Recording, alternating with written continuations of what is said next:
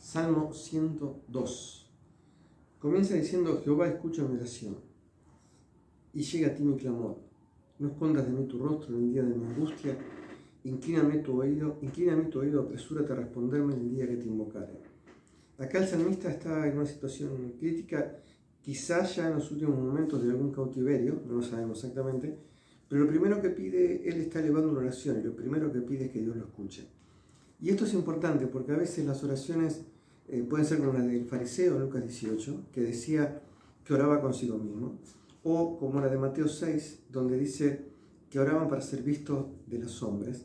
Así que él, en realidad, su única intención era que su voz se escuchara delante del trono de Dios. Esto es lo primero que podemos ver. Después dicen tres cosas importantes le pide a Dios. Lo primero es: no escondas de mí tu rostro, o sea, necesito ser bien recibido. Después dice: inclíname tu oído, o sea, necesito ser escuchado. Y después es: apresúrate a responderme, necesito una respuesta. O sea, una oración que exige ser escuchada, que exige ser bien recibida, y que exige o le pide o le ruega a Dios que le responda, que le dé una... ¿Por qué? ¿Por qué este apuro, no? ¿Por qué este apuro de esta oración? Dice: porque mis días se han consumido como humo, y mis huesos cual tizón están quemados. Los huesos son como, digamos, como el combustible, como el carbón. Y él está rodeado entonces de humo que obviamente se desvanece muy rápido, que desaparece, pero que también es oscuro, que no deja guiarse, que no deja ver, ¿no? Y él está hablando así de sus días, de su vida. Después dice que no solamente es lo que siente, sino también dice que físicamente está enfermo. Dice: mi corazón está herido, seco como la hierba. Y escuchen esta frase, dice: por lo cual me olvido de comer mi pan. Y a veces cuando uno está en situaciones tan difíciles, se olvida de que el alimento es necesario para fortalecer su alma, para fortalecer su cuerpo. Hay ejemplos de esto, y quizá el más conocido de todos es el de 2 Samuel 12, cuando David ora por el hijo que había tenido con Betsabé, y dice, 12:16, dice: entonces David rogó a Dios por el niño, y ayunó David, y entró y pasó la noche acostado en tierra. O cuando Daniel estaba afligido, y dice que llegó a pasar 3 días, 3 semanas sin comer. Versículo 5: por la voz de mi gemido, o sea, era tan nivel la angustia, que mis huesos se han pegado a mi carne. Job dice exactamente lo mismo en Job 19:20. Y ahora da dos figuras que eran típicas de aquella época. Una habla del pelícano y otra habla del búho. El pelícano era un animal que estaba en las zonas destruidas. Hay un ejemplo de eso en Isaías 34:11. Y al búho lo llaman, los árabes lo llaman la madre de las ruinas, porque también recorre esos lugares, anda en la oscuridad, y no solamente eso, sino que su canción es como un chillido, ¿no? Versículo 7: velo y soy como un pájaro solitario sobre el tejado. O sea, dice: no duermo la noche y soy como el pájaro. No especifica cuál ave, pero algunos pueden pensar que es el gorrión, ¿no? Que el gorrión normalmente anda en pareja, y cuando está solo hace esto, se posa triste sobre las noches y canta, ¿no? Pero no solamente él siente eso, sino que también, dice el versículo 8, que cada día me afrentan mis enemigos, los que contra mí se enfurecen se han conjurado. O sea, dice: tengo una agresión permanente desde el exterior, y no solamente de uno, sino que varios se agruparon para luchar en contra mío. Por lo cual yo como ceniza a manera de pan, y mi bebida mezclado con lágrimas. La ceniza era algo típico de los que estaban de luto en aquella época, y obviamente las lágrimas forman parte de lo mismo, o sea, diciendo que su alimento diario era tristeza y soledad. Pero, y acá empieza a tener una visión, ¿no? Una visión distinta, digo.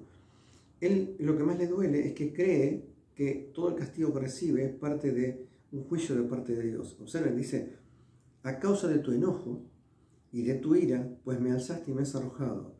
Ese concepto de alzar y arrojar, es como que lo eleva para tirarlo más lejos y que la caída sea más dolorosa, ¿no? Versículo 11: mis días son como sombra que va, y me he secado como hierba. Y habla de sus días como algo efímero, algo corto. Pero, y acá es donde va a cambiar radicalmente el Salmo, donde va a dejar de poner la vista en sus problemas, en su angustia, en su tristeza, y va a cambiar claramente el objetivo y lo va a poner en Dios. Escuchen la frase: mas tú, oh Jehová, permanecerás para siempre, y tu memoria de generación en generación. Antes lo más repetido era mi, pensando en él, y ahora es tú, pensando en Dios. ¿Sí? Hay un concepto parecido en Lamentaciones 5, donde claramente dice lo mismo, 17 al 19, donde está hablando de su tristeza, y en el 19 dice, mas tú, Jehová, permaneces para siempre. Y en esta visión de Dios va a contemplar dos características de él que lo van a ayudar. La primera dice, te levantarás y tendrás misericordia de Sion, porque es tiempo de tener misericordia de ella, porque el plazo ha llegado. Algunos por este versículo piensan que es cuando vuelven del cautiverio de Babilonia, porque Dios había establecido que iban a ser 70 años. Entonces habla del plazo llegado de ese tiempo. Entonces confía en este Dios poderoso que se va a levantar y que va a tener misericordia para con su pueblo. La razón, y esto impacta, y es lindo para nosotros, porque tus siervos aman sus piedras y del polvo de ella tienen compasión. Él recuerda que Jerusalén estaba destruido, Israel estaba totalmente destruido. Pero él dice que los que aman a Dios aman también las piedras y el polvo de lo que quedó de la ciudad. Como diciendo, ese mismo sentimiento de Dios que hizo un pacto con Jerusalén, con Israel, con David, y que a la larga va a restaurar completamente a Israel, es el que tienen ellos. Por eso dice, ya es tiempo de que nos restaures, porque el sentimiento ya ha cambiado. Entonces, cuando se conjuga el poder de Dios y la necesidad y el cambio en el corazón de los siervos, dice entonces Dios se va a levantar y las naciones, versículo 15, temerán el nombre de Jehová y todos los reyes de la tierra su gloria. Cuando Dios se levante y manifieste su poder, aquellos reyes que destruyeron Jerusalén van a tener miedo, por cuanto habrá edificado a Sion y en su gloria será visto, porque la va a restaurar y todos van a tener que reconocer que fue la mano de Dios la que hizo esto. Por eso dice, en su gloria será visto. Habrá considerado la oración de los desválidos, y esto es hermoso, no habrá desechado el ruego de ellos. Israel, cuando fue llevado a cautiverio, parte de Israel, los enfermos, los ancianos, quedaron en el territorio. Y esos son los desválidos que oran. Y acá donde dice que Dios escucha esas oraciones, que Dios recuerda ese dolor y nunca va a desechar el ruego de sus hijos. Versículo 18. Se escribirá esto para la generación venidera, y el pueblo que está por nacer alabará a Jehová. Y esto también nos tiene que llamar a la reflexión a nosotros, ¿no?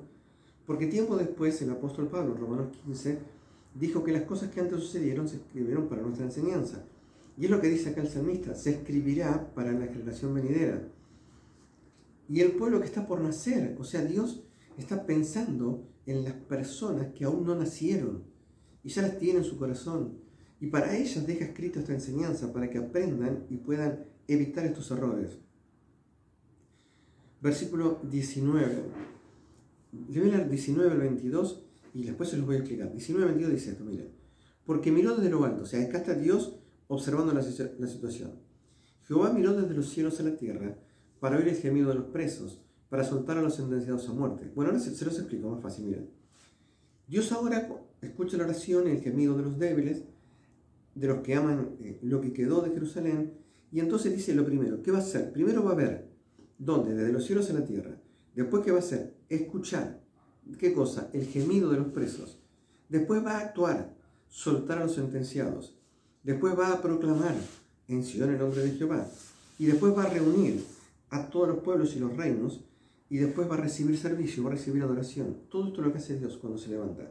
Entonces, mira, escucha, actúa, proclama, reúne a la gente para que le alaben y recibir servicio de la gente. Él dice en el 23, dice, Él debilitó mi fuerza en el camino, acortó mis días. Observen, ahora es como que vuelve otra vez al principio, ¿no? Al principio dijo, yo estoy mal, estoy triste, estoy agobiado. Después cambió su mirada, la puso en Dios y dijo, en Dios hay eternidad, en Dios hay restauración, en Dios hay poder. Y ahora dice, vuelve otra vez un poquito para atrás y vuelve a pensar en Él y dice, Él debilitó mi fuerza. Pero, ruega misericordia. 24. No me cortes en la mitad de mis días, por generación de generación son tus años.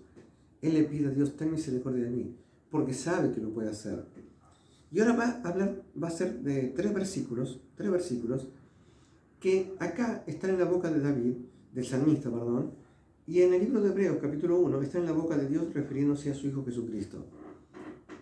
Dice así, y otro detalle, ¿no? Acá se refieren hacia Dios y en Hebreos se refieren a Jesús, mostrando la divinidad de la persona del Señor Jesucristo. Después léalo, eso está en Hebreos 1 del 10 al 12. Y acá dice, desde el principio tú fundaste la tierra y los cielos son obra de tus manos, o sea, eres el creador.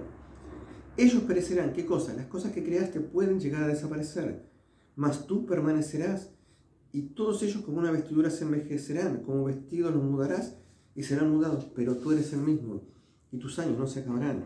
Él está diciendo, Dios está más allá de lo que vemos. Las cosas creadas pueden llegar a desaparecer, pero Él, que es el originador, el creador, nunca va a desaparecer. Termina diciendo, los hijos de tus siervos habitarán seguro y su descendencia será establecida delante de ti. Él dice, quizás yo no lo vea, quizás yo no lo pueda disfrutar, pero sé que los hijos de tus siervos habitarán seguro. Las generaciones futuras van a ser restauradas por este Dios poderoso y su descendencia será establecida delante de ti. Dios no ha ido a abandonar a su pueblo Israel. Pero la última reflexión, ¿no? Él empezó a pensar en él y vio que estaba destruido. Acuérdense que estaba exiliado. Y de repente mira a Dios y dice, Dios puede restaurar, tenés fuerza. Pero también reconoció que ellos seguían amando aún las ruinas de la tierra. O sea, ellos preferían esas ruinas, que eran las ruinas de Dios, ante las situaciones que estaban allí en Babilonia, estaban en cautiverio, ¿no? Y es allí donde Dios actúa, donde Dios se levanta, donde Dios restaura. Ojalá nosotros tengamos algo parecido, ¿no? Y ustedes miran cómo, miren. La Biblia dice que los creyentes en Pedro son construidos como piedras vivas. Y a veces nosotros, como cristianos, desechamos a otros cristianos como piedras que ya no tienen sentido. Y él dice, tus siervos aman aún las piedras o el polvo de tu casa.